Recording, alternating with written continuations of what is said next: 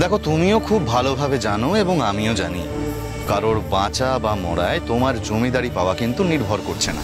হ্যাঁ, বরং পুলিশের খাতায় জমিদারি তহবিল তছরূপের সাথে আরো একটা খুনের ধারা যুক্ত হবে। তার চেয়ে বরং আমার সঙ্গে হাত মিলে নাও, তাতে লাভটা কিন্তু তোমারই হবে। বাকিটা দেখে নাও। আপনার সঙ্গে হাত মেলাব? মশাই, আপনার প্রস্তাবটা কি? দেখো ভাই, আমি একজন উকিল মানুষ, তাই সোজা সাপটা কথা বলতেই আমি পছন্দ করি, এবং তোমাকেও সোজাসুজিভাবে বলছি। আমার ভাইপো কুমারকে আজ রাতে তোমায় অপহরণ করতে হবে, এবং এটাও প্রমাণ করতে হবে যে এই পুরো ষড়যন্ত্রটা তুমি এবং তোমার বোন অনুরাধা মিলে করেছো। আচ্ছা,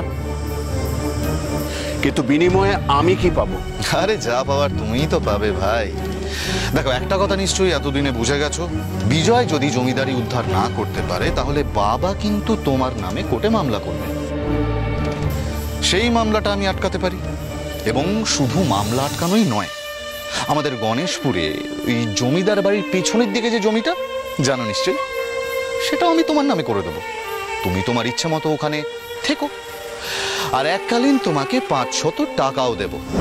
এবার বলো, রাজি তো? কথাটা কিছু ভুল বলেনি, কিন্তু রাধাকে কেন ফাঁসাতে চাইছে? আরে কি এত ভাবছো গগন? সওদাটা মনের মতো হলো না নাকি? না, ভাবছি যে আপনার কথায় কেন আমি আমার বোনের পিঠে ছুরিটা মারবো। কেন মারবে?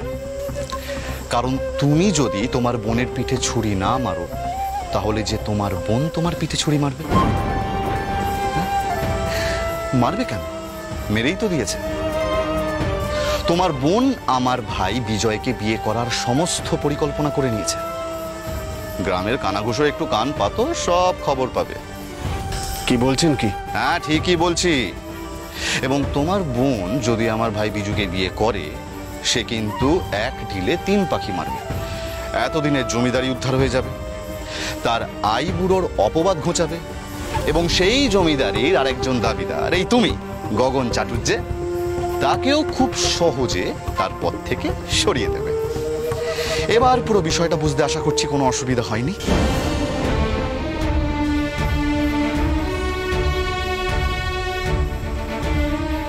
রাধা,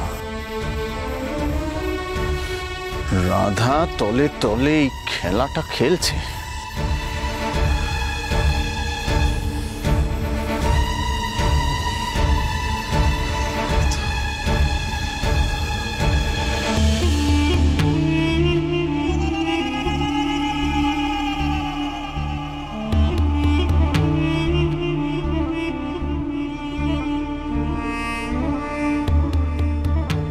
আমি রাজি।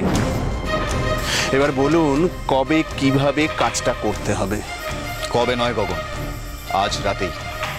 আজ রাতেই আমার ভাইপো কুমারকে তোমায় অপহরণ করতে হবে।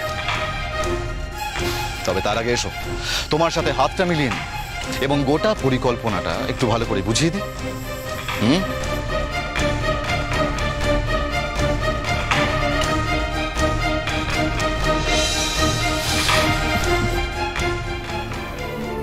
শরৎচন্দ্র চট্টোপাধ্যায়ের অনুরাধা, সোম থেকে শনি সন্ধ্যে 7:30টায় আকাশ আটে।